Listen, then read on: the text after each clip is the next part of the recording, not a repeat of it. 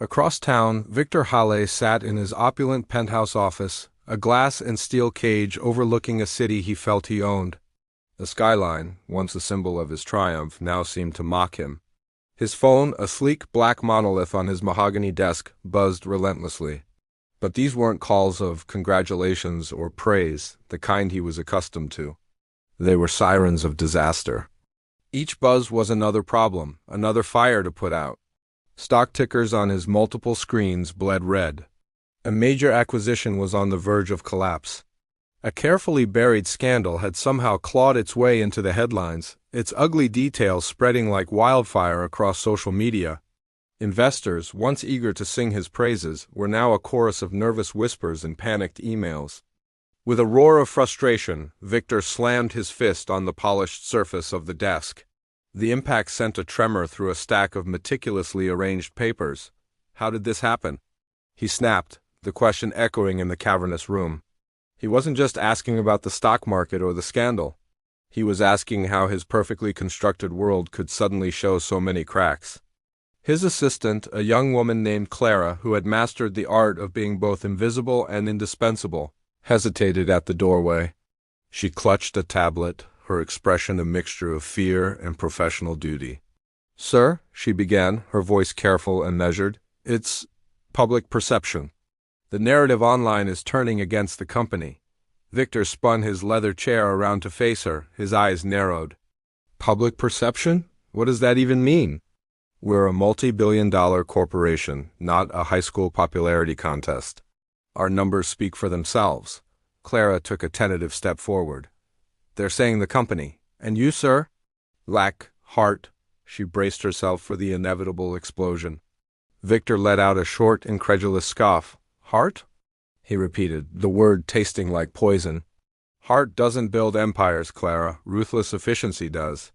Cold, hard calculation does. Heart is a liability, a weakness. Tell the PR team to throw more money at it, buy some good press. Donate to a charity, I don't care which one. Just make it go away." But this wasn't something money could just make disappear.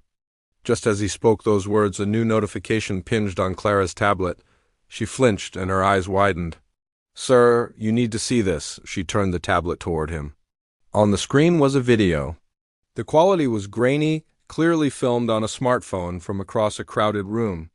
The setting was instantly recognizable to Victor, the dimly lit, exclusive restaurant from the night before. The video began with a woman, her face etched with desperation, approaching his table. It captured his dismissive wave, his cold glance, the way he turned back to his conversation as if she were nothing more than an annoying insect. Then the camera panned slightly.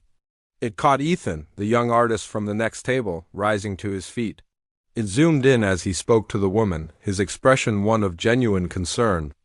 And then, the moment that would seal Victor's fate, Ethan reached into his worn wallet and pulled out a single, crumpled dollar bill, his last dollar, and pressed it into the woman's hand. The video wasn't long, but it was devastatingly effective.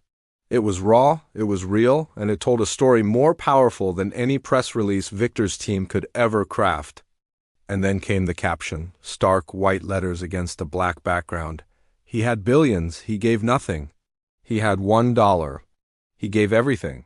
Before Victor could even process the full impact, the view count on the video began to climb at an astronomical rate. 10,000, 100,000, a million. It was going viral. The internet had found its hero and its villain. The fallout was immediate and catastrophic. It started with a phone call from his biggest sponsor, a global beverage company. The marketing executive on the other end was apologetic but firm. "Victor, we have to pull the campaign. The brand can't be associated with this image." The call ended abruptly.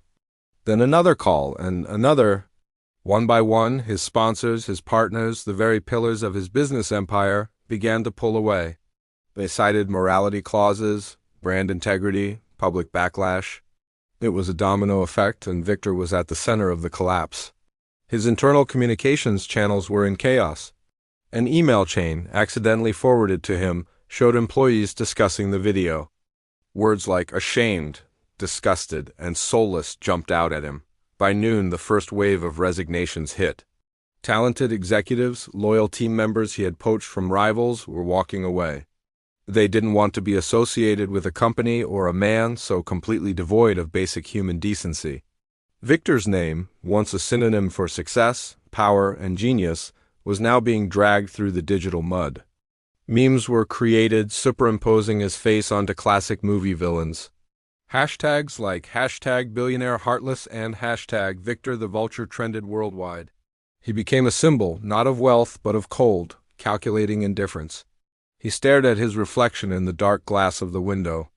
The man looking back at him was the king of a crumbling kingdom. He had always believed that money was the ultimate power, the universal solvent for any problem. A lawsuit? Settle it. A bad review? Buy a better one? A political obstacle? A hefty donation? It was his gospel, the creed by which he lived. But as he stood there watching his empire fracture in real time, a terrifying realization dawned on him. He had all the money in the world, more than he could spend in 100 lifetimes. He could buy islands, jets, politicians, but he couldn't buy back his reputation. He couldn't erase that video. He couldn't undo that one simple, cruel act of dismissal. For the first time in his life, Victor Halle faced a problem that money couldn't fix.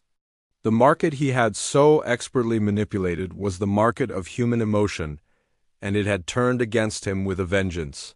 He had everything, and yet, in the eyes of the world, he had nothing.